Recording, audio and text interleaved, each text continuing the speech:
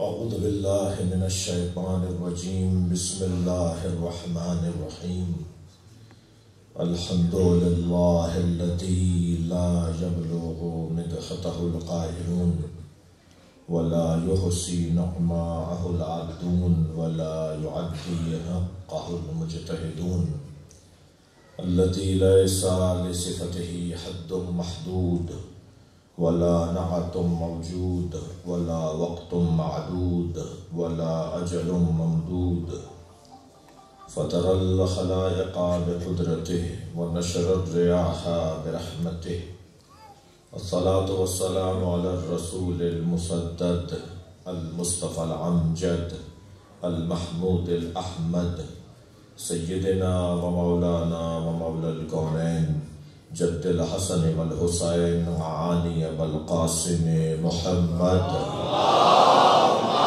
صلی علی محمد وآلہ محمد وآلہ الطیبین الطاہرین المعصومین الذین قال اللہ انما یرید اللہ لیذہب عنکم الرجس اہل البیت ویطہرکم تطہیرا اللہم صلی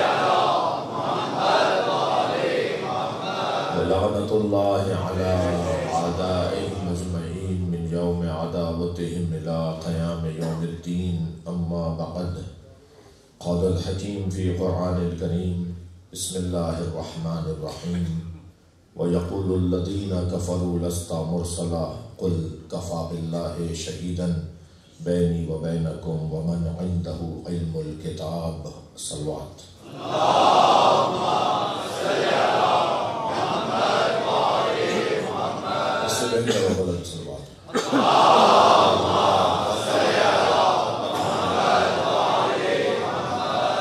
سورہ مبارکہ رعد کی آخری آیت کا نشان ہے 43۔ اللہ اپنے اس کلام میں ائمہ اثنا عشر کو یاد کر رہا ہے۔ ہر زمانے میں عالم الکتاب کا ہونا لازمی ہے، اس لیے کہ ہر زمانے میں انکار رسالت کرنے والے آتے رہیں گے اور نبی کی رسالت پر گواہی کے لیے اللہ کافی ہے اور وہ جس کے پاس مکمل کتاب کا علم ہے۔ وَيَقُولُ الَّذِينَ كَفَرُوا لَسْتَ مُرْسَلًا، جنہوں نے کفر اختیار کیا وہ کہتے ہیں اور کہتے رہیں گے کہ آپ بھیجے ہوئے رسول نہیں ہیں۔ قل، اے میرے حبیب ان سے کہہ دیجئے، کفا باللہ شہیداً بینی و بینکم، میرے اور تمہارے درمیان گواہی کے لیے اللہ کافی ہے۔ ومن عنده علم الکتاب، اور جس کے پاس ہر کتاب کا، مکمل کتاب کا، آسمانی ساری کتابوں کا علم ہے، وہ میرے اور تمہارے درمیان اللہ کے ساتھ میری رسالت پر گواہ ہے۔ سبحان اللہ۔ اب کیونکہ سورہ مبارکہ رات کی اس آیت میں فعل مضارع استعمال ہوا ہے یقولو، اور یقولو کا ترجمہ ہوگا کہ کہتے ہیں اور کہتے رہیں گے، یعنی فعل مضارع حال اور مستقبل۔ اس وقت کہہ رہے ہیں، جب آیت نازل ہوئی اس وقت کہہ رہے تھے یہی بات، اور آئندہ بھی کہتے رہیں گے۔ ان کے مزاج میں انکار ہے۔ ظاہر انسان ہے وہ اپنے اختیار کا فائدہ اٹھاتا ہے، اور انسان اپنے اختیار کا فائدہ اٹھاتے ہوئے کبھی اقرار کرتا ہے تو کبھی انکار۔ تو جو اقرار کرتے ہیں وہ مسلمان کہلاتے ہیں، جو انکار کرتے ہیں وہ کافر کہلاتے ہیں۔ تو جو کفر اختیار کرتے ہیں، جو انکاری ہیں، جو منکر ہیں، وہ کہتے رہیں گے۔ نبی کی نبوت کا انکار ہوتا رہے گا، تو پھر نبی کی نبوت پر گواہ بھی ہر زمانے میں ہونا چاہیے۔ تو گواہوں میں اللہ کا ہونا تو کسی بحث کی ضرورت ہی نہیں ہے کہ اللہ ہمیشہ سے ہے اور ہمیشہ رہے گا۔ تو ہر زمانے میں اللہ رہے گا نبی کی نبوت پہ گواہی کے طور پر، مگر کمال اس ذات کا ہے کہ جو ہر زمانے میں عالم الکتاب رہے گا۔ نبی نے یہ کیوں نہیں فرمایا کہ انی تارک فیکم الثقلین کتاب اللہ و اصحابی، میں تمہارے درمیان دو چیزیں چھوڑے جا رہا ہوں، کتاب خدا اور اپنے اصحاب۔ یہ کیوں نہیں فرمایا؟ سرکار نے کیا فرمایا؟ کتاب اللہ و اطرتی اہل بیتی، میں تمہارے درمیان دو چیزیں چھوڑے جا رہا ہوں، ایک اللہ کی کتاب اور ایک اپنی اہل بیت۔ کیوں نہیں فرمایا کہ اصحاب چھوڑ کر جا رہا ہوں؟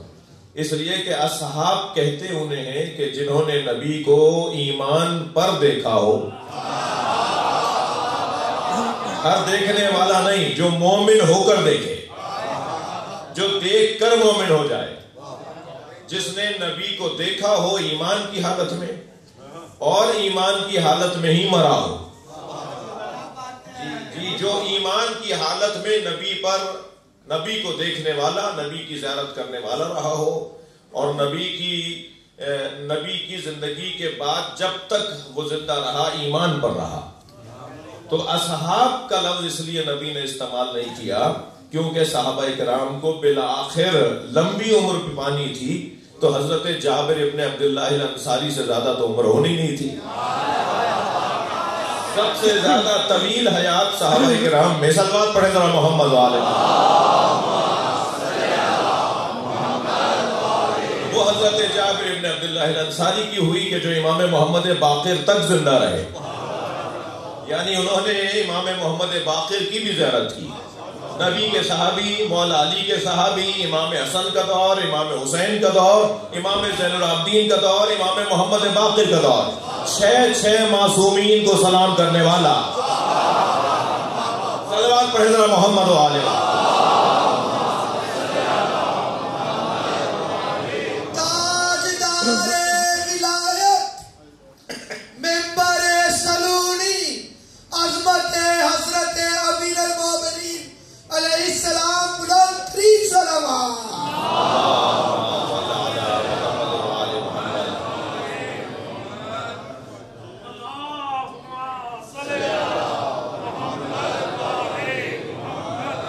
اور بہتر صلوات۔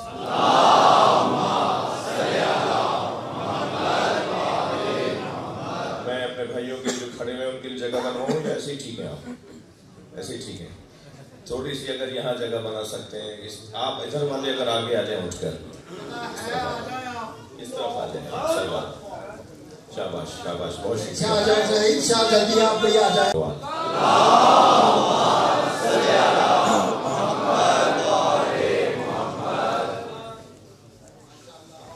توجہ ہے بھائی۔ حضرت جابر سے زیادہ تو کسی صحابی کی عمر نہیں ہوتی، وہ جنہوں نے 6 معصومین کو سلام کیا ہو۔ آخری وقت میں آنکھوں سے آنکھیں کچھ ان کی کم دیکھتی تھیں، دور تک نہیں دیکھتے تھے۔ جی چشمے سر کی بات کر رہا ہوں، چشمے جان کی نہیں۔ ان کے سر میں، ان کی ماتھے پہ اور سر میں لگی ہوئی آنکھیں تو نہیں دیکھتی تھیں، مگر دل کی آنکھوں سے ایسے دیکھتے تھے کہ ایک جگہ امام محمد باقر تشریف فرما تھے،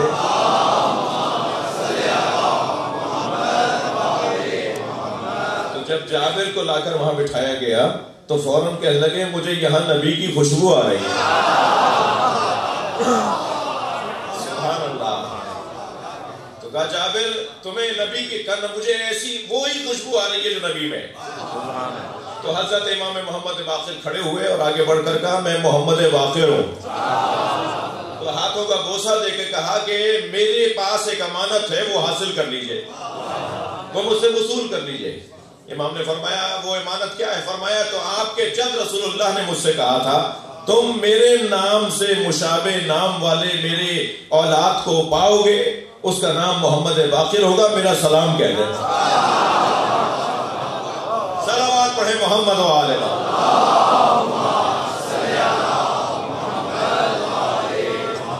تو بہت ہوا تو اتنا ہوا کہ حضرت جابر ابن عبداللہ الانصاری جیسے صحابی ہوئے، مگر حضرت جابر کے بعد یعنی امام محمد باقر کے بعد کوئی صحابی نہیں رہا۔ کہتے ہیں کہ متوکل کے زمانے میں کوئی 250 سال کے ایک صحابی کو ڈھونڈ کر لائے تھے، جن کو گود میں اٹھا کے لائے، اور پھر انہوں نے ان سے سنا کہ آپ نے کیا کیا دیکھا اور کیا کیا نبی کیسے کیسے مراحل گزرے، تو بہت ہوا تو یہ ہوا، لیکن بالآخر بات ہماری اصلی یہ ہے کہ صحابی تو ختم ہونے تھے نا۔ نبی اگر فرماتے کہ میں 2 چیزیں چھوڑے جا رہا ہوں، قرآن اور اپنے اصحاب، تو قرآن اکیلا رہ جاتا۔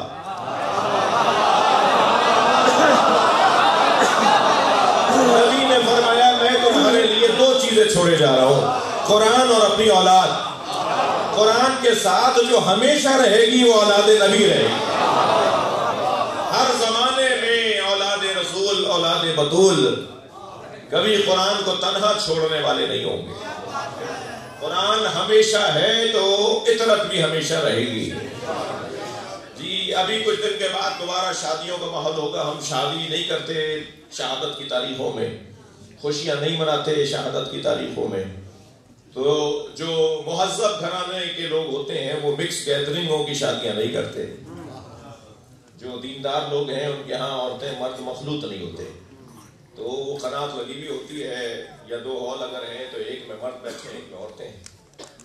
جی عورتوں میں دلہن بیٹھی ہوتی ہے، عورتیں دلہن کو دیکھ دیکھ کر یقین کرتی ہیں کہ وہاں دولہا ہے، اگرچہ انہوں نے دولہا کو دیکھا نہیں ہوتا۔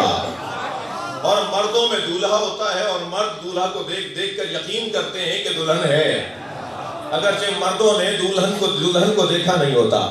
ایک کا وجود جب لازمہ ہے دوسرے وجود کا، تو ایک نظر آ رہا ہو تو مانو دوسرا بھی ہے۔ جب نبی نے کہا ہے کہ قرآن اور اہل بیت علیحدہ نہیں ہوں گے، تو قرآن ہونا بتا رہا ہے کہ مہدی بھی ہے۔ صلوات پڑھیں محمد و آل محمد۔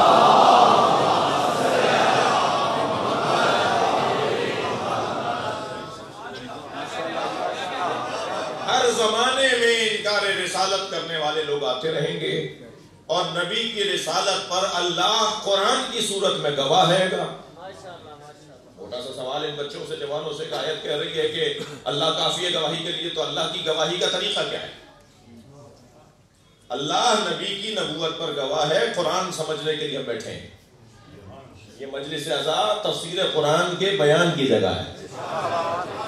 ہم مجلس میں قرآن کی آیت پر غور کرتے ہیں، تفسیر کا بیان ہوتا ہے۔ جی سب پڑھتے ہوں گے، سب کو مبارک ہو پڑھنا، مگر یہ قوم سمجھتی ہے۔ قرآن پڑھ کر بخشنا اور ہے، قرآن سمجھ کے بخشنا اور ہے۔ تو یہ جو اللہ کہہ رہا ہے کفا باللہ شہیدا بینی و بینکم، اے میرے حبیب ان سے کہہ دو کہ تمہاری رسالت پر گواہی کے لیے اللہ کافی ہے میرے اور تمہارے درمیان۔ تو اللہ کی گواہی کا طریقہ کیا ہے؟ اللہ کی گواہی کا طریقہ قرآن ہے۔ قرآن گویا علم الہی، اور علم الہی گواہ نبوت، گواہ رسالت۔ تو اللہ کی گواہی کا طریقہ قرآن، اور ومن عنده علم الکتاب، اور جس کے پاس مکمل کتاب کا علم ہے وہ نبی کی رسالت پر گواہ۔ تو ہر زمانے میں ایک فرد ضرور ہو کم سے کم، کچھ دور ایسا بھی آیا کہ ایک سے زیادہ رہے، جو عالم الکتاب ہوں اور ایک سے زیادہ ہوں، لیکن ایک سے کم یعنی خالی نہیں ہوگا زمانہ کسی ایک ایسے وجود سے کہ جو عالم الکتاب ہو اور زمانہ اس سے خالی ہو، یعنی عالم الکتاب سے زمانہ خالی نہیں ہو سکتا، ہر زمانے میں وہ موجود رہے گا۔ جی تو اس کا عنوان کیا ہے، اس کا نام کیا ہے، پہلا ان میں کون ہے، دوسرا ان میں کون ہے، تیسرا ان میں کون ہے؟ ہر زمانے میں جب عالم الکتاب ہے تو نبی کے زمانے میں عالم الکتاب کو علی کہتے ہیں، مولا علی کے بعد عالم الکتاب کو امام حسن کہتے ہیں۔ 3 سال کا سن ہے اور نبی کے آغوش میں بیٹھے ہیں امام حسن مجتبیٰ۔ آنے والے نے سوال کیا کہ مجھے آپ کی نبوت پر دلیل چاہیے۔ پوچھنے والا عربی تھا، بدو تھا، دیہاتی عرب تھا، جو تو تڑاک سے بات کرتے ہوں، جنہیں بولنے کی تمیز نہ آتی ہو۔ اس نے کہا مجھے آپ کی نبوت پہ دلیل چاہیے، آپ کی نبوت پہ دلیل کیا ہے؟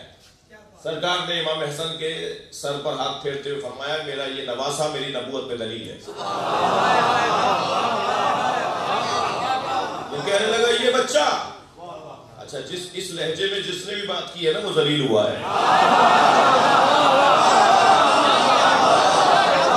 کہنے لگا یہ بچہ, تو جیسے ہی کہا نا اس نے یہ بچہ, تو نبی نے فرمایا بیٹا حسن تم اسے جواب دو. تو امام حسن نے فرمایا سل فقیہا ولا صبیہ, تو ایک فقیہ سے بات کر رہا ہے, بچے سے نہیں بول رہا. سن انی بحر العلم, امام حسن سن میرے پاس علم کا سمندر ہے, میرے پاس علم کا سمندر ہے. اور اس سمندر کی تعریف سنے کیسے کہ امام نے, سن میرے پاس علم کا سمندر ہے, الذی لا تقسمہ الدوالی, جسے ڈولوں سے خالی نہیں کیا جا سکتا. بھائی صلوات پڑھ لیں مولا کی ذات پر.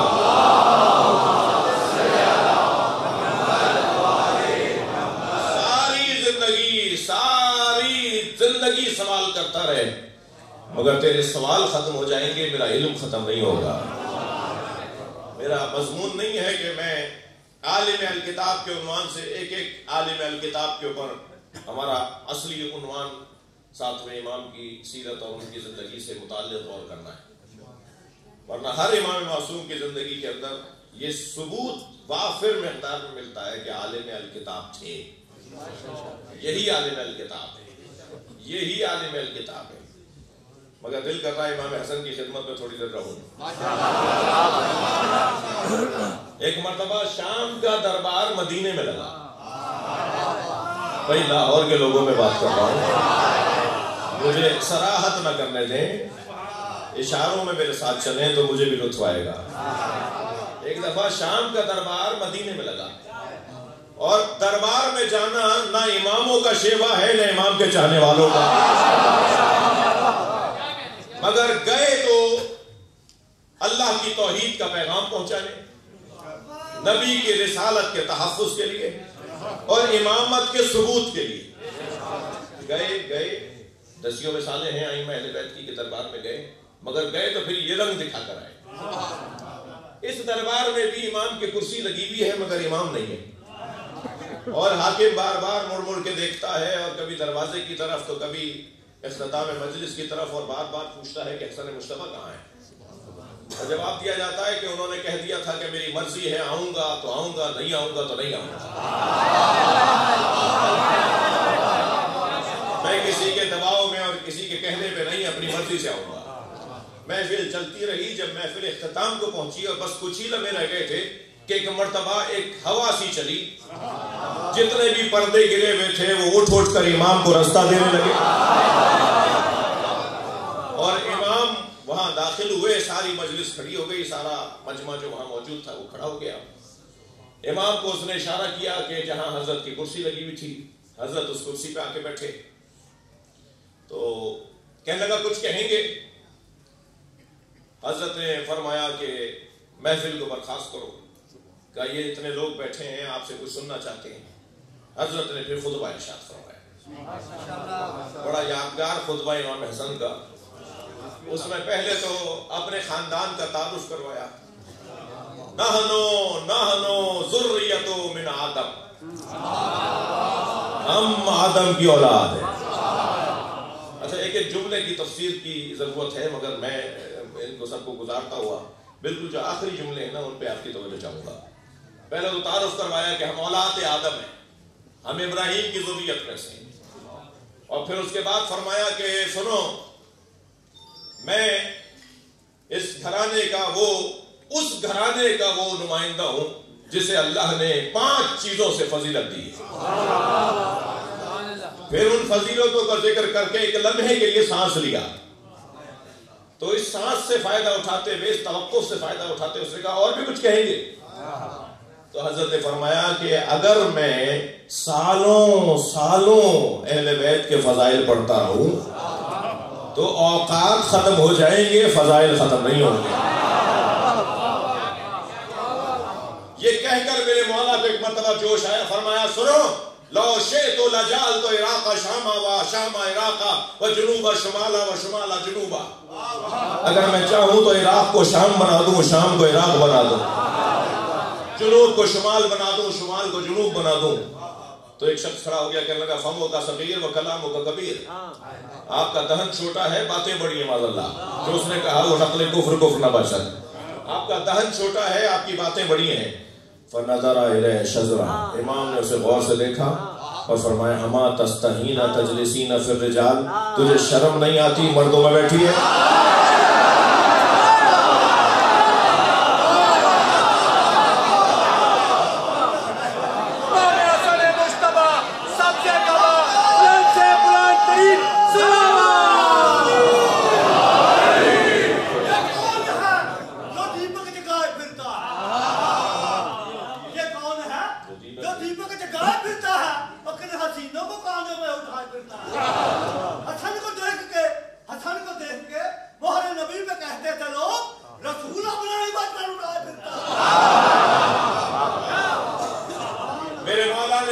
اسے دیکھ کر کہا تجھے شرم نہیں آتی مردوں میں بیٹھی ہے؟ اٹھ کے جانے لگی. اب بھائی وہ روایت تو سناؤں گا نا آپ کو. تو امام نے جاتی ہوئی کو دیکھ کر کہا تیری زوجہ اب تیرا شوہر ہو گئی ہے. میں نے اچھا یہ صحیح حدیث ہے، یعنی تواتر والی حدیث ہے، یعنی سندن یہ روایت صحیح ہے. اور یہ ایک روایت ہے جو ولایت تکوینی پر بھی دلیل ہے. ائمہ کی ولایت تکوینی پر دلیل ہے. تو میں امام کی خدمت میں ہاتھ جوڑ کے کہوں گا مولا بدتمیزی تو اس نے کی تھی، اس کی زوجہ کا کیا قصور ہے؟ طالب علم ہوں نا، میں سوچ سکتا ہوں بے ادبی تو اس نے کی تھی نا، امام سے تکرار کی، بے ادبی کی، اور امام غیظ اور غضب کی کیفیت میں آئے اور آپ نے اپنا معجزہ دکھایا. تو اس کی زوجہ کا کیا قصور ہے؟ تو جواب یہ آئے گا کہ بروں کے ساتھ بیٹھنے کا نتیجہ برا ہے.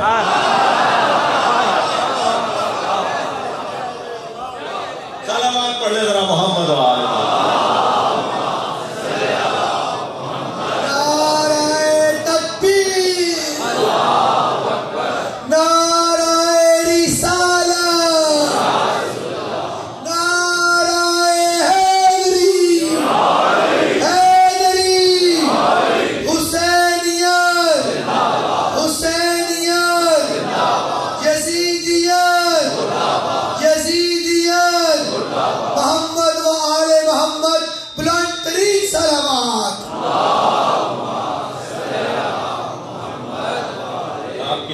میرے ساتھ ہیں تو میرا دل کہہ رہا ہے کہ امام کے اس خطبے کی آخری لائن اور سنا.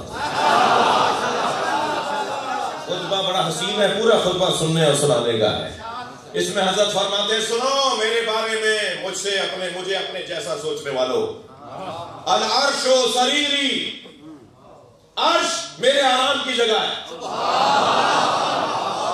نہیں آپ کی توجہ نہیں ہوئی، مجھے تشریح نہ کرنے دیں، صرف ترجمے پہ ہی مجھ سے قبول کر لیں. العرش و سریری، عرش میرے آرام کی جگہ ہے. وَأَحْمَدُ ضَمِيرِي، احمد مصطفیٰ مجھ حسن کا ضمیر ہے. وَعَلِيُّ أَمِيرِي، علی میرا امیر ہے.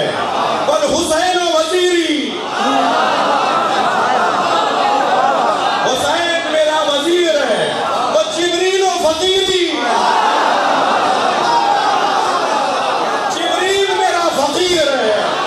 صلوات پڑھے محمد و آل محمد.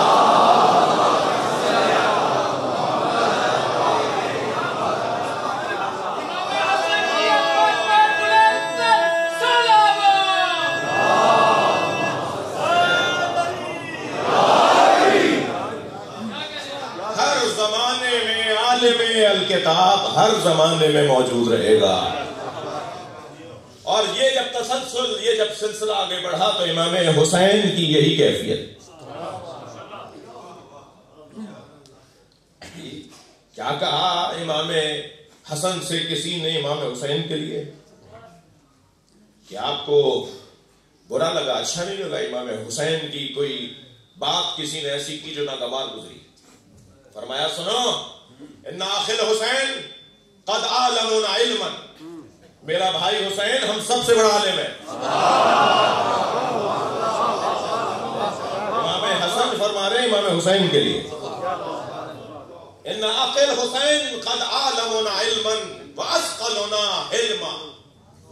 اور حلم اور بردباری میں میرا بھائی حسین سب سے زیادہ ثقیل سنگین ہے. وَأَقْرَبُنَا مِن رسول اللہ رحمہ. اور رسول اللہ سے قربت میں حسین ہم سب سے زیادہ آگے. حسین کا مقام رسول اللہ کے نزدیک ہم سب سے زیادہ ہے. وَأَقْرَبُنَا مِن رسول اللہ رحمہ. اور پھر اس کے بعد فرماتے ہیں کانا یقرأ الوحی قبل ان ينطق. حسین نے قرآن نازل ہونے سے پہلے قرآن پڑھ لیا. تھک رہے ہیں آپ، فضائل سن رہے ہیں.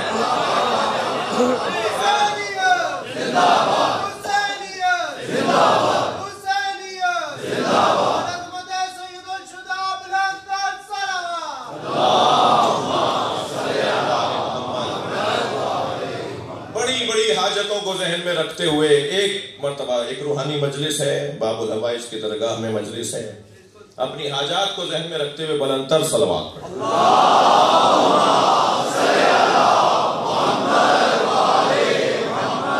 فرماتے کانا یقرأ الوحی قبل ان ينطق. حسین نے قرآن نازل ہونے سے پہلے قرآن پڑھ لیا تھا. کانا فقیحا قبل ان یخلق. حسین دنیا میں آنے سے پہلے فقیہ تھے. یہی کیفیت امام زین العابدین کی ہے. یہی کیفیت امام محمد باقر کی ہے. یہی کیفیت امام جعفر صادق کی ہے. اور یہی کیفیت عالم الکتاب ہونے کی امام زین العابدین امام موسیٰ کاظم کی ہے. یہ تسلسل کے ساتھ یہ عالم الکتاب ہر زمانے میں چلیں گے. امام کی سیرت طیبہ کا ایک منفرد پہلو یہ ہے کہ امام کے زمانے سے امام آئمہ ہی کے چاہنے والوں میں اختلاف ہوا. پہلی مرتبہ آئمہ کے چاہنے والے دو گروہوں میں تقسیم ہوئے. ایک حضرت اسماعیل امام جعفر صادق کے فرزند کو امام ماننے لگے، اور ایک نے کہا کہ نہیں، موسیٰ کاظم ہمارے امام ہیں. لہذا وہ اسماعیلی کہلائے، جو بعد میں آگے بہری بھی بنے اور اسماعیلی بھی بنے، یعنی ان میں پھر دو نام ہو گئے. اور یہ اثنا عشری کہلائے. میں ظاہر مجلس میں جب سنی بھی آ سکتا ہے اور غیر مسلم بھی آ سکتا ہے تو پھر اسماعیلی اور بہری بھی آ سکتا ہے. اس لیے کوئی تفریق کی اور تفرقے کی بات تو میں کروں گا نہیں. کہوں گا کہ اثنا عشری عنوان اگر ہے تو وہ امام موسیٰ کاظم کی وجہ سے. یعنی جتنے بھی 12 امام شیعہ ہیں وہ امام موسیٰ کاظم کے صدقے میں ہیں. بھائی صلوات پڑھ لیں محمد و آل محمد.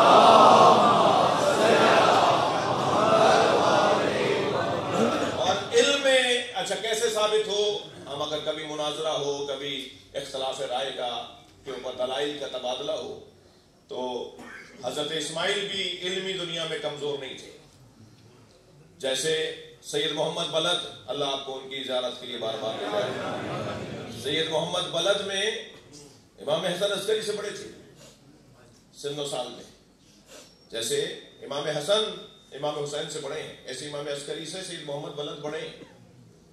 اور سید محمد بلد میں اور امام عسکری میں عوام میں اور مومنین میں یہ بحث تھی کہ یہ امام ہوں گے یا یہ امام ہوں گے. اچھا مقایسہ بھی وہاں ہوتا ہے جہاں کچھ تو مناسبت ہو. تو کیونکہ سید محمد بلد اور ادھر حضرت اسماعیل علمی طور پر بہت مضبوط تھے، اور علمی مضبوطی سبب بن رہی تھی کہ یہ سوچتے کم سے کم ضرور تھے کہ یہ ہمارے امام ہوں گے یا یہ ہمارے امام ہوں گے. لیکن دلائل امامت امام موسیٰ کاظم پر بات آئندہ ہو. اتنا طے ہے کہ جو نبی نے فرمایا کہ میرے بعد 12 میرے جانشین ہوں گے اور 12ویں پر قیامت آ جائے گی، تو کسی نے 52 میں سے 12 نکالے، کسی نے 48 میں سے 12 نکالے. یہ واحد آپ ہیں جنہوں نے 12 پر ہی اکتفا کیا ہے.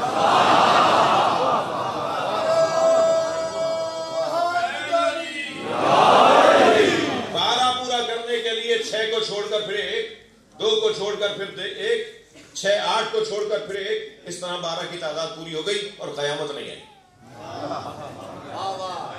لیکن اثنا عشریوں کو یہ اعزاز حاصل ہے کہ وہ 12ویں کے انتظار میں، یعنی میں لفظ بدل کے اگر کہوں کہ اثنا عشریوں کے علاوہ سب بند گلی میں کھڑے ہیں۔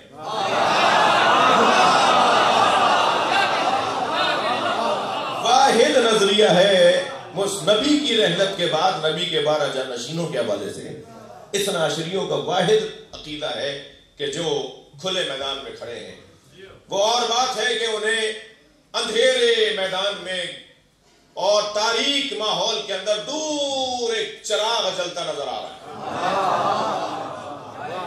وہ جانتے ہیں کہ چراغ تک پہنچنے میں کوئی گڑھا بھی آ سکتا ہے، کوئی جانور بھی آ سکتا ہے، کوئی درندہ بھی آ سکتا ہے، کوئی جھاڑیاں بھی آ سکتی ہیں، کوئی راہزن اور ڈکیت بھی آ سکتا ہے، مگر ان ساری پریشانیوں کو سوچتے سوچتے چراغ انہیں امید دلا رہا ہے۔ اس دور میں ان تمام حالات کو مد نظر رکھتے ہوئے ہمارے لیے نظریہ مہدویت دور ایک چراغ ہے۔ ہم ان سے بہتر ہیں کہ جن کی زندگیوں میں چراغ نہیں ہے۔ ہم ان سے بہتر ہیں کہ جو چراغ کو ابھی ڈھونڈ رہے ہیں کہ چراغ آئے گا کب، ہمیں چراغ نظر آ رہا ہے۔ یہ ہمارا نظریہ، خود مہدویت کا نظریہ ایک چراغ ہے جو ہمیں حوصلہ دے رہا ہوتا ہے، ہمیں پشیمانی اور ندامت سے بچاتا ہے، ہمیں اطمینان عطا کرتا ہے۔ کسی کے پاس اس سے اچھا آپشن نہیں ہے۔ میں کہتا ہوں کہ غیبت امام میں ہمارا دور گزرنا، ہمارا زمانہ، ہماری زندگیوں کا گزرنا آزمائشوں سے بھرا ہوا ہے، لیکن آزمائشیں تو ان کی بھی ہیں جن کے ہاں نظریہ مہدویت نہیں ہے، آزمائشیں ہماری بھی ہیں۔ تو جب دونوں ہی آزمائشوں میں ہیں تو ان میں بہتر کون ہے؟ ان میں بہتر وہ ہے جن کے ہاں نظریہ مہدویت پایا جاتا ہے۔ ہمیں پتا ہے کہ آج نہیں کل ہم اس چراغ تک پہنچ جائیں گے، اور یہ نہیں پتا کہ وہ چراغ ہمارا منتظر ہے کہ ہم وہاں پہنچیں، یا ہم اس کے منتظر ہیں کہ وہ ہم تک پہنچے۔ جسے شاعر نے 2 مصروں میں کہا ہے کہ ہم ان کی دید کے طالب و حکم خالق کے۔ بھائی تھک رہے ہیں میری بات ہوگا، ہم ان کی دید کے طالب و حکم خالق کے، مزہ ہے دونوں طرف انتظار ہوتا ہے۔ صلوات پڑھیں مولا کے ظہور کے لیے۔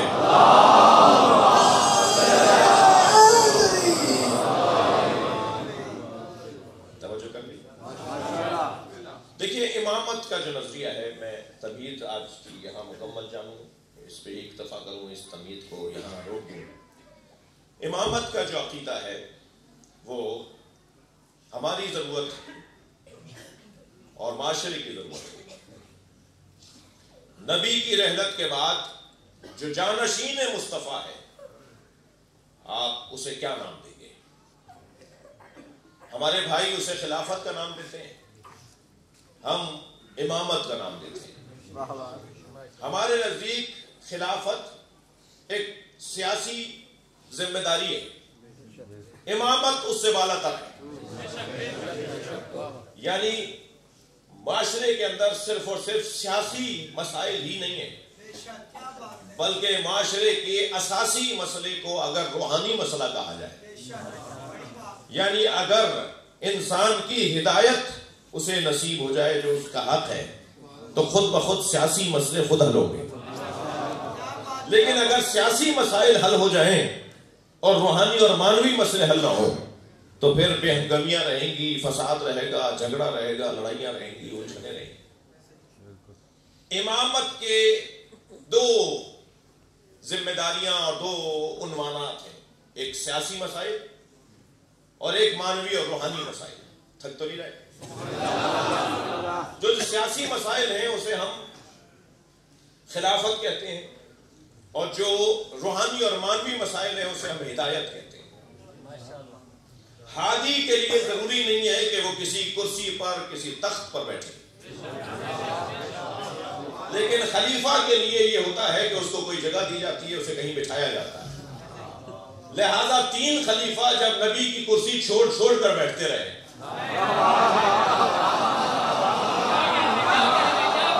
اور مولا علی وہاں جا کے بیٹھے جہاں نبی بیٹھتے تھے.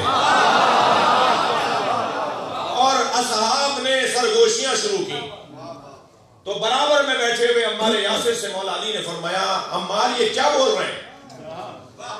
فرمایا یا علی یہ کہہ رہے ہیں کہ آپ وہاں بیٹھ گئے جہاں نبی بیٹھتے تھے، اس لیے کہ آپ سے پہلے والے ایک ایک زینت چھوڑ چھوڑ کر ادب میں احترام میں نیچے اتر کے بیٹھتے رہے اور آپ وہاں بیٹھے جہاں نبی بیٹھتے تھے. تو مولا علی نے خطبہ ارشاد فرمایا منبر پر بیٹھنے سے علی کی عزت میں اضافہ نہیں ہوا ہے.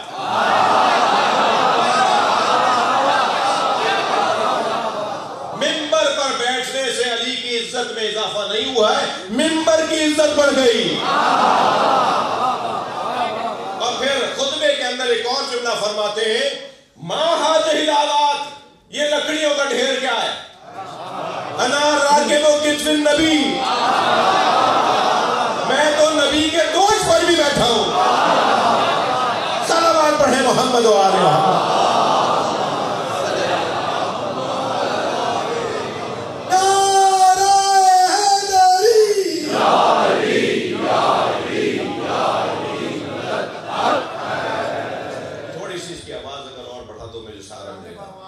ایک سلوات پڑھیں گے نبی کی ذات.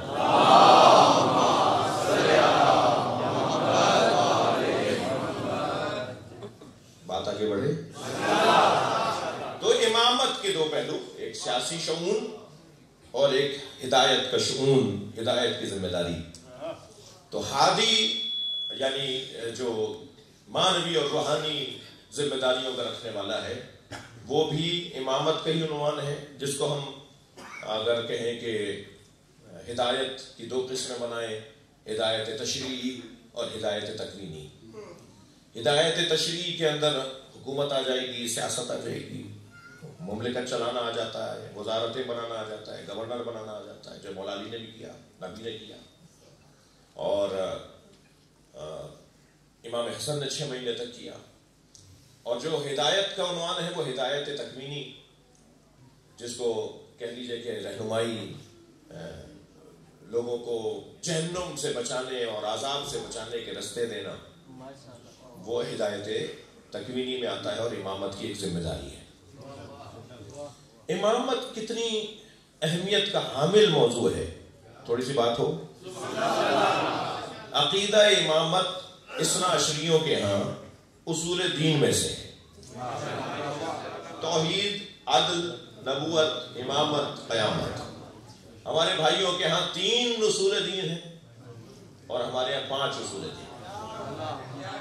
وہ توحید کے بعد نبوت اور نبوت کے بعد قیامت کو مانتے ہیں. ہم توحید کے ساتھ عدل کو بھی اصول دین میں مانتے ہیں. ان بچوں کے لیے دوہرا رہا ہوں، پڑھا بہت ہے آپ نے جی.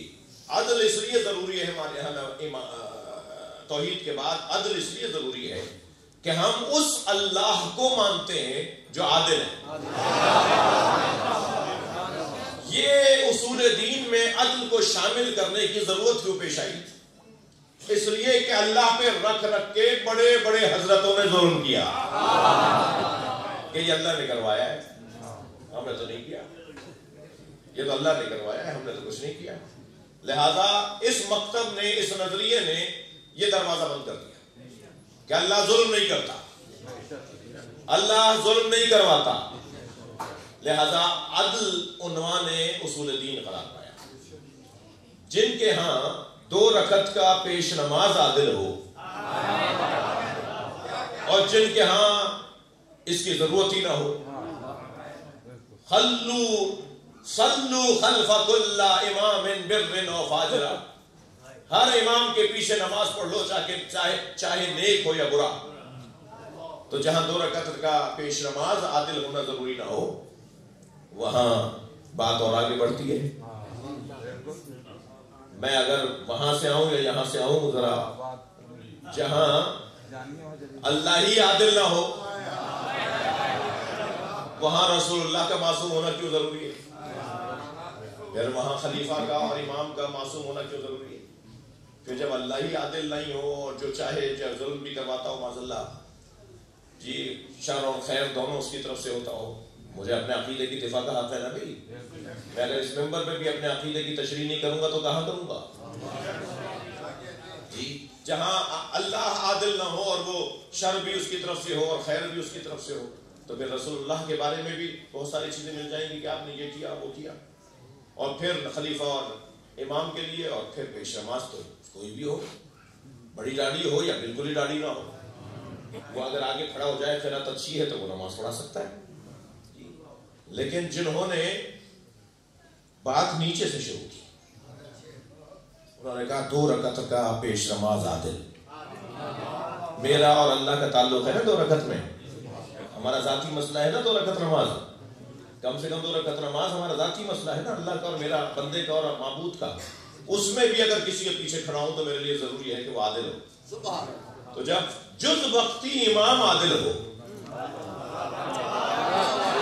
تو پھر کل وقتی امام کی عدالت کیسی ہوگی؟ پھر جب امام عادل ہو تو پھر رسول اللہ کا عالم ہونا، عادل ہونا کتنا ضروری ہے، اور پھر اللہ کا عادل ہونا کتنا ضروری ہے. تو کبھی بحث و عدل کے موضوع پر تو بات تفصیل سے ہوگی، ابھی صرف اشارتاً اتنا عرض کر کے میں اپنا صفحہ پلٹوں اپنی گفتگو کا. اور پھر نبوت، اور پھر نبوت کے بعد امامت.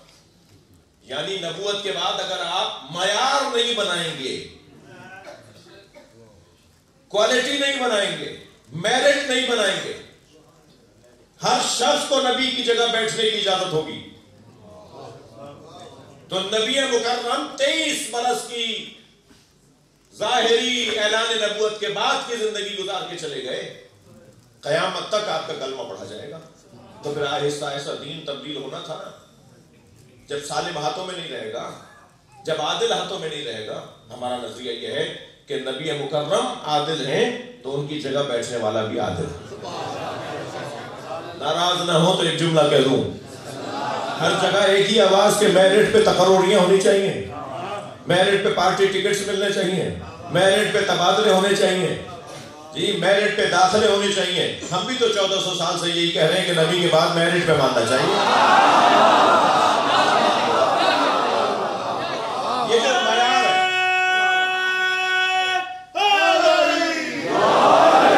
یہ جو معیار ہے، یہ جو کوالٹی ہے، یہ جو معیار ہے، اسے کیسے محفوظ رکھا جائے؟ تو اب جو نبی کی جگہ آ کر بیٹھے گا اسے ہم امام مانتے ہیں اور معصوم مانتے ہیں. یعنی عصمت، تھکے نہیں میری باتوں سے، یہ اکیڈمک گفتگو ہے جو میں کر رہا ہوں، یہ مدرسے کی گفتگو ہے جو میں آپ سے کر رہا ہوں. پہلے ہمارے گھروں میں دینیات، ہمارے محلوں میں دینیات اور قرآن پڑھایا جاتی تھی، اب بھی پڑھائی جاتی ہے. 2-4 غزلیں دی ہیں، میں کیا کہوں. ایک صلوات پڑھیں ذرا محمد وآلہ.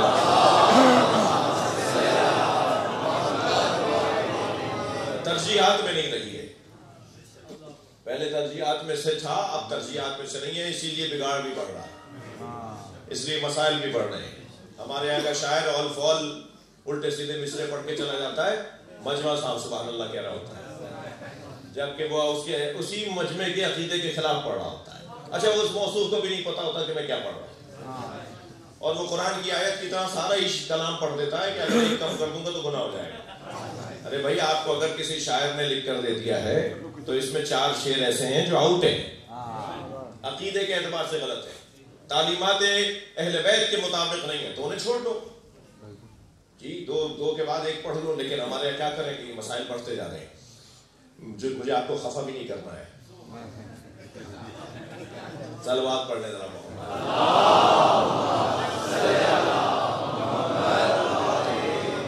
صرف اشارہ دینا ہے، متوجہ کرنا ہے اور اسماء فہم بولنا ہے، باقی تو آپ کو سب آتا ہے. صلوات اور محمد وآل محمد.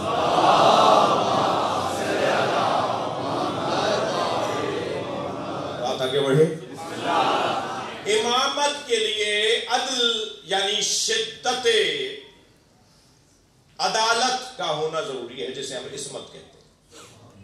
عصمت جہاں عظمت امام ہے وہاں ضرورت دین بھی ہے. جیسا تھا ویسے ہی منتقل ہو، اس کی ضمانت لینے والی شے کو عصمت کہا جاتا ہے. جو چیز محفوظ رکھے گی کہ جیسا تھا ویسے ہی ہے، اسے عصمت کہا جاتا ہے. امامت کتنا ضروری عنوان ہے، میں الجھ رہا ہوں، گھبرا رہا ہوں، تردد میں ہوں کہ ٹائم میرے پاس کم ہو گیا، اور یہ بحث ہے کہ جو کرنے کی ہے، گفتگو ہے جو سننے کی ہے۔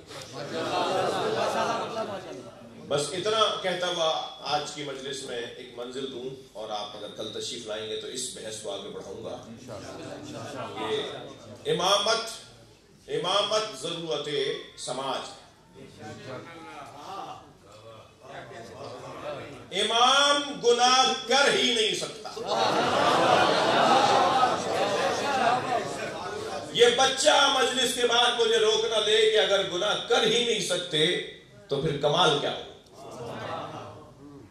نابینا کہے کہ میں نامحرم کو نہیں دیکھتا تو کیا کمال؟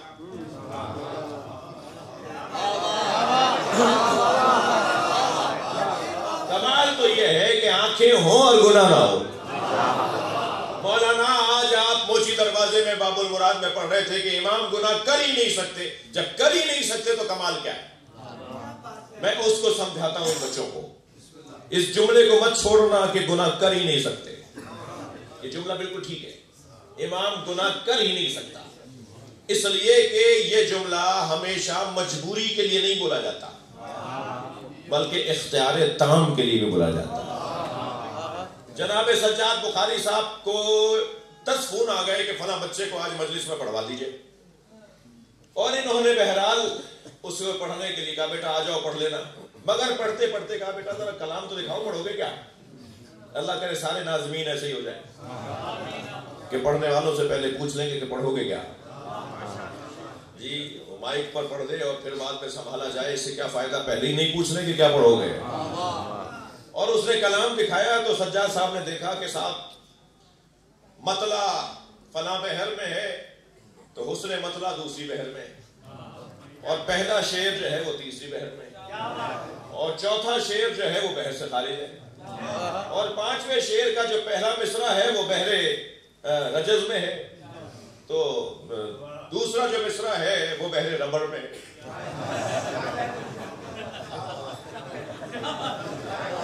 اور سارے کلام کے اندر اتنی اوٹ پٹانگ کہ ایک ہی کلام میں 50 قسم کی صنفیں پائی جاتی ہیں، اور پھر یہ تو رہا فنی حوالے سے، ٹیکنیکی حوالے سے الجھن، مگر اشعار بھی اتنے بے ہنگم کہ 3 شعر پہلے جو اس نے کہا تھا 3 شعر بعد اسی کے خلاف خود بول رہا ہے، اس پہ بھی داد لے رہا ہے کہ اس پہ بھی داد دے چکا اور اس پہ بھی داد دے رہا ہے۔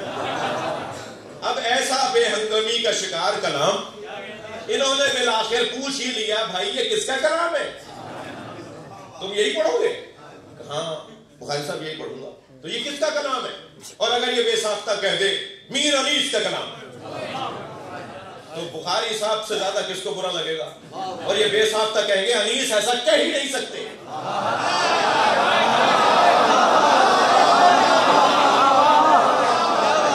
انیس ایسا کلام کہہ ہی نہیں سکتے۔ یہ جو انیس ایسا کلام کہہ ہی نہیں سکتے، یہ کوئی کمزوری ہے انیس کی یا کمال ہے انیس کا؟ جب ہم کہتے ہیں کہ امام گناہ کر ہی نہیں سکتا تو یہ کوئی کمزوری کی بات نہیں ہو رہی، کمال کی بات ہو رہی ہے۔ ائمہ سے گناہ ہو ہی نہیں سکتا، ان کا اپنے وجود پہ تسلط تقاضا کرتا ہے، ان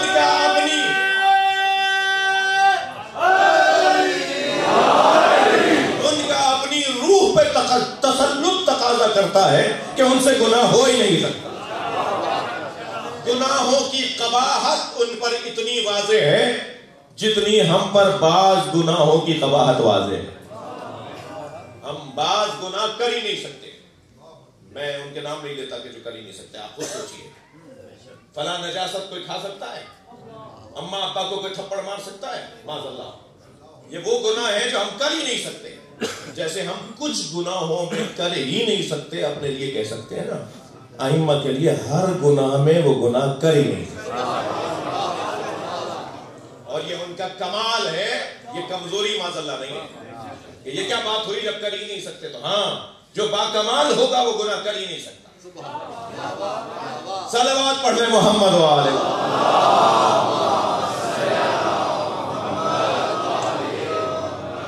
کل اس بحث بحث کو گفتگو کو آگے بڑھاؤں گا. آپ کی شرکت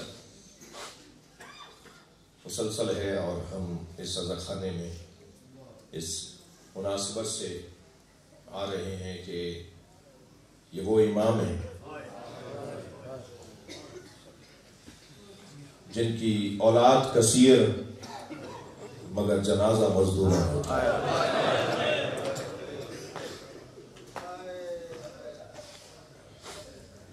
آمادہ ہو گئے رونے کے لیے؟ اللہ آپ کو کسی وقت میں نہ رلائے سوائے میں اہل بیت میں رونے رلانے والوں میں قرار دے. عزیزو، اس گھرانے کی عجیب قسمت لکھی ہے اللہ نے. ان کی مظلومیت ان کے ہادی ہونے کے لیے اللہ نے لازم قرار دی کہ یہ صبر کریں، برداشت کریں. دشمن اپنے ظلم کی حدیں بتا دے مگر یہ اپنی برداشت کی حد نہ بتائیں. اس سے زیادہ کچھ نہیں کر سکتے تھے مگر یہ اس سے زیادہ بھی صبر کر سکتے تھے. یہ عنوان ہے اس گھرانے کا. چلیے آج کی مجلس میں آپ سے التماس کر رہا ہوں کہ کربلا چلیے. حسین صبح سے عصر تک لاشیں اٹھا رہے ہیں. اجرکم اللہ، اجرکم اللہ. آوازیں بلند ہیں. میرے مولا نے سارے لاشیں خود اٹھائے، حتیٰ غلاموں کے لاشیں بھی کسی کو اٹھانے نہیں دیے. جب غلام کا لاشا کوئی پڑھ کے کہتا تھا مولا یہ تو غلام ہے، فرماتے تھے یہ میری محبت میں یہاں آیا ہے، میری محبت بدنام ہو جائے گی. جون کا لاشا بھی خود اٹھایا، حتیٰ حر کے بیٹے کا لاشا. جب آواز دی نا علی ابن حر نے بابا میری مدد کیجیے، اولاد والے بیٹھے ہیں، بیٹا اس حالت میں باپ کو مدد کے لیے پکارے تو باپ کتنی جلدی جائے گا اور کتنی جلدی پہنچے ہوں گے لاشے پر. لیکن سنیں گے جب حر پہنچے تو حسین پہلے سے موجود تھا. اجرکم اللہ. امام نے حر کے بیٹے کا لاشا اٹھایا ہوا تھا تو حر نے کہا مولا یہ غلام زادہ ہے، میرے بیٹے کا لاشا مجھے دے دیجئے. آپ نے ایسے یہ لاشا کیوں اٹھا لیا؟ امام نے فرمایا حر جوان کی میت باپ نہیں اٹھاتا. اجرکم اللہ، اجرکم اللہ. اے حر جوان بیٹے کی میت باپ نہیں اٹھاتا. امام حر کے بیٹے کا لاشا گنج شہیدہ میں لے کر آئے. عزاداروں رو لیے نا، آوازیں بلند ہو گئیں، پہنچ گئے نا آپ جو میں کہنا جا رہا ہوں. جب علی اکبر کا لاشا اٹھا رہے تھے تو کوئی نہیں تھا جو یہ کہتا کہ جوان کی میت باپ نے اٹھاتا. ایک جانب حسین کی یہ مظلومیت، دوسری جانب ائمہ اہل بیت کے ہاں کراہت کا عمل بھی انجام نہیں دیا جاتا. وہ مکروہ عمل بھی انجام نہیں دیتے، وہ مباح عمل بھی انجام نہیں دیتے، یا وہ مستحب کرتے ہیں یا واجب کرتے ہیں. تو جس نے یہ کہا ہو کہ جوان بیٹے کی میت باپ نہیں اٹھاتا، وہ جب علی اکبر کا لاشا اٹھا رہے تھے تو کیا ہوا؟ کیسے ممکن تھا کہ حسین کی لاشا اٹھا لیتے؟ واحد لاشا ہے جو برابر سے ایک بی بی کے سلام کی آواز ہے. خواتین بیٹھی ہیں نا مجلس میں، بی بی آئی ہوئی ہیں. امام نے جو مڑ کر دیکھا تو جناب زینب کھڑی تھی. فرمایا بھائی یہ میت زینب اٹھائے گی. علی اکبر کا لاشا حسین کے ساتھ جناب زینب نے اٹھوایا، گنج شہیدہ میں لا کے رکھا. سارے لاشیں عزادار و امام حسین نے خود اٹھائے، مگر ان لاشوں میں ایک لاشا جس کا بیان ابھی میں نے شروع کیا وہ حضرت علی اکبر کا لاشا ہے. گئے بڑی شان سے تھے، آئی بھی بڑی شان سے. جب گئے تھے نا تیار ہو کر تو واحد شہید ہیں کربلا کے علی اکبر، جنہیں امام حسین نے فرمایا علی اکبر جاؤ اپنی ماں اور پھوپھیوں سے اجازت لو. کسی شہید کو نہیں بھیجا میں میدان سے خیموں کی طرف. جو بھی امام سے اجازت مانگنے آتا تھا امام اسے اجازت دیتے تھے یا کہتے تھے کچھ دیر بعد جانا، لیکن اسے اجازت دے کر روانہ کرتے تھے، دعا اس پر پڑھتے تھے اور پھر سے روانہ کر دیتے تھے. واحد کربلا کا شہید ہے علی اکبر.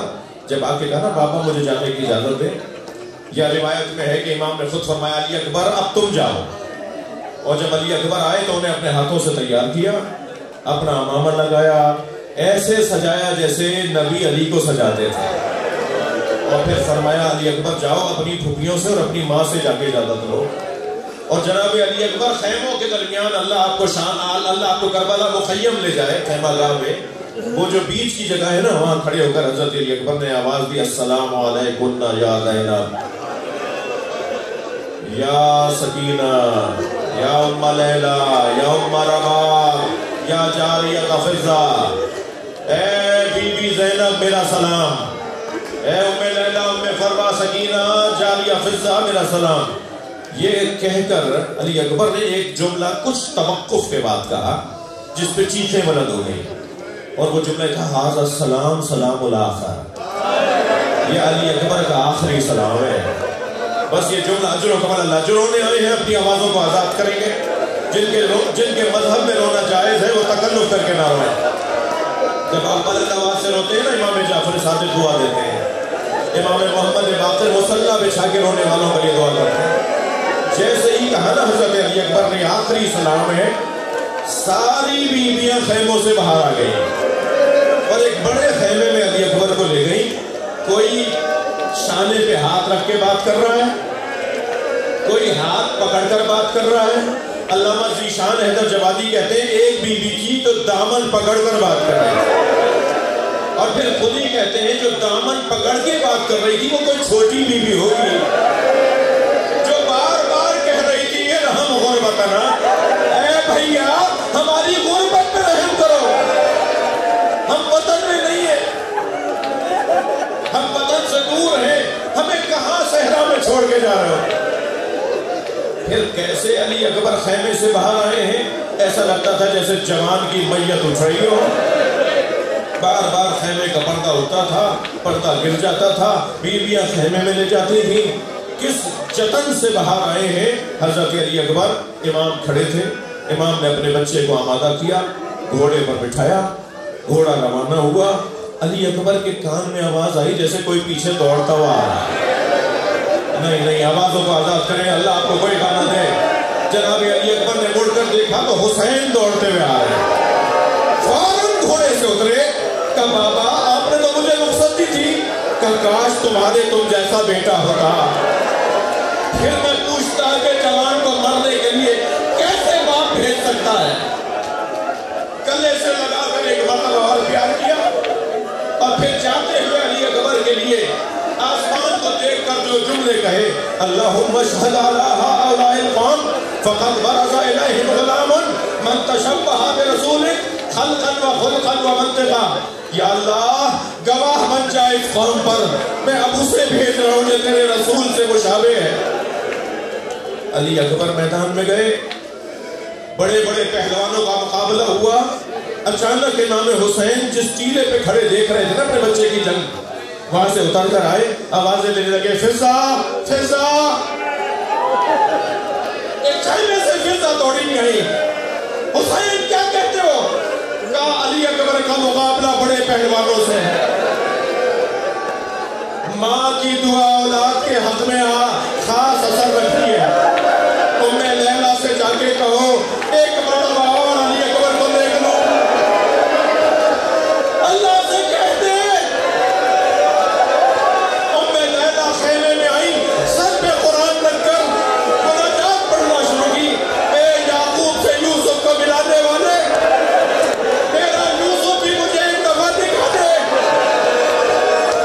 ابھی جناب ام لیلہ کی دعا مکمل نہیں ہوئی تھی کہ علی اکبر کے تکبیر کی آواز آئی، بی بی مصلی چھوڑ کر خیمے کی طرف آئی، کیا دیکھا؟ بیٹا بابا سے کھڑا باتیں کر رہا ہے، اور بابا سے علی اکبر یہ کہہ رہے ہیں بابا چند قطرے پانی کے مل جاتے تو میں بتاتا کس کا پوتا ہوں، میں دشمن کو بتاتا مجھے کس عباس نے تربیت دی ہے۔ بابا سے بیٹا پانی مانگ رہا ہے، کون بیٹا؟ علی اکبر۔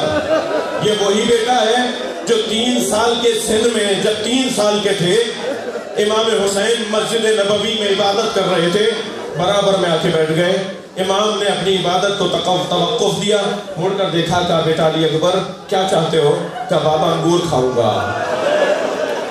راوی کہتا ہے کہ انگوروں کا موسم نہیں تھا، مگر علی اکبر حسین سے کچھ مانگے اور حسین نہ دے، فوراً مسجد کے ستون کو ہاتھ مارا امام حسین نے، مسجد کے ستون کو، پلر کو ہاتھ مارا امام حسین نے، تو ستون سے انگوروں کا خوشہ گرا۔ امام نے ہاتھ میں اٹھا کے کہا علی اکبر تم بابا سے کچھ مانگو اور تمہارے بابا تمہیں نہ دے۔ علی اکبر 3 سال کی عمر میں بابا سے معجزے سے انگور لے کر گئے۔ اب کڑیل 18 سال کا علی اکبر ہے، بابا سے پانی مانگ رہا ہے، مگر وہ معجزے کی جگہ تھی، یہ امتحان کی جگہ ہے۔ کیا کہے حسین اپنے بچے سے؟ ماں در خیمہ پہ کھڑی دیکھ رہی ہے کہ بیٹا بابا سے پانی مانگ رہا ہے، اور بابا اس وقت آزمائش کی کیفیت میں ہے، امتحان دے رہے ہیں اللہ کی بارگاہ میں۔ شاعر کہتا ہے شدت پیاس سے اکبر نے پلٹ کر دیکھا، ماں کی طرف دیکھا، شدت پیاس سے اکبر نے پلٹ کر دیکھا اور ماں نے خیمے کی تنابوں سے لپٹ کر دیکھا۔ نہیں آپ اپنی آوازوں کو آزاد کریں، اللہ آپ کو کوئی غم نہ دے۔ شدت پیاس سے اکبر نے پلٹ کر دیکھا، ماں نے خیمے کی تنابوں سے لپٹ کر دیکھا، کتنی مجبور تھی ساقی کوثر کی بہو